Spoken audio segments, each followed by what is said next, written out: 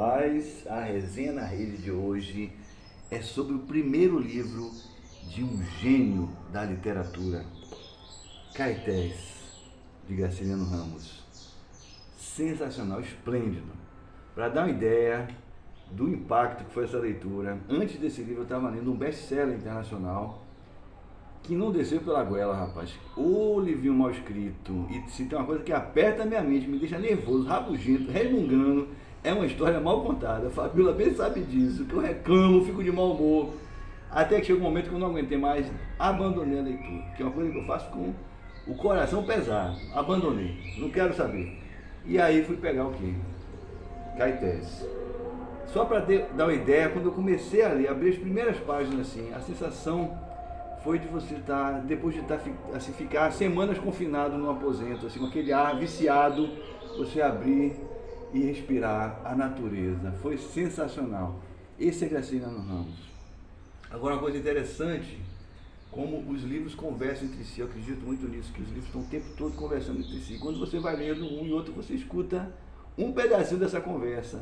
Nesse outro livro que eu abandonei, ele abre com uma epígrafe, uma citação que eu achei sensacional, né? Até por isso aumentou minhas expectativas com a leitura, né?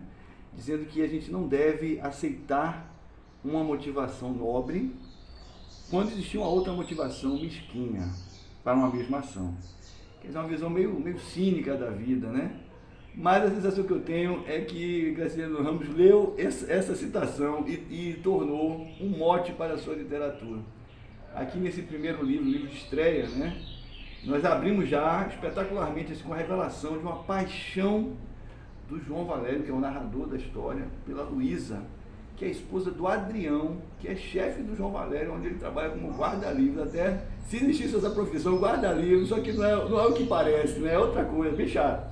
Mas enfim, a gente espera assim, uma história de amor, um romance, tórrido, nada disso. Porque ele vai assim com um ceticismo e até um cinismo implacável, demolindo qualquer aspiração nobre que possa existir nessa paixão, da parte dele, da parte dela, da parte de todo mundo, né? Ele vai assim reduzindo tudo a uma mesquinharia, e que tem um efeito muito interessante, uma história de amor, só que não, né? Só que assim, ao mesmo tempo, ele não nega a dimensão da grandeza humana. É isso que torna a sua literatura tão possante. Ele não é apenas um cético, né? Ele percebe a grandeza. Tem um personagem muito interessante que é o Isidoro, né? Que é um amigo do João Valério, e ele tem assim atitudes super nobres, né? A pessoa sempre assim, companheiro, está sempre disposto a ajudar os amigos, a perdoar os amigos, a encontrar assim uma justificação nobre para as atitudes mesquinhas dos amigos, modesto, humilde. E em determinado ponto da história, outro personagem chama ele de monstro. Você é um monstro. Por quê? Porque o monstro é aquele que sai do normal, né? Que sai do normal. O normal é a mesquinharia, uma pessoa nobre é um monstro. Sensacional.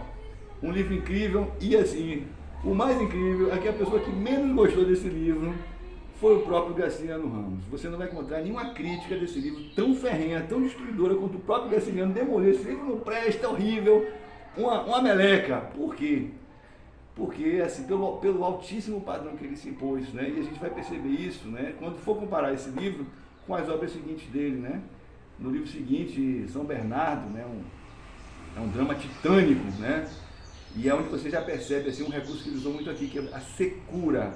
Ele é um escritor nordestino, sertanista, sertanejo, e você vê a secura das palavras, assim, ele vai reduzindo as palavras ao mínimo, e aqui ele ainda está experimentando esse estilo de Graciliano Ramos de ser, né?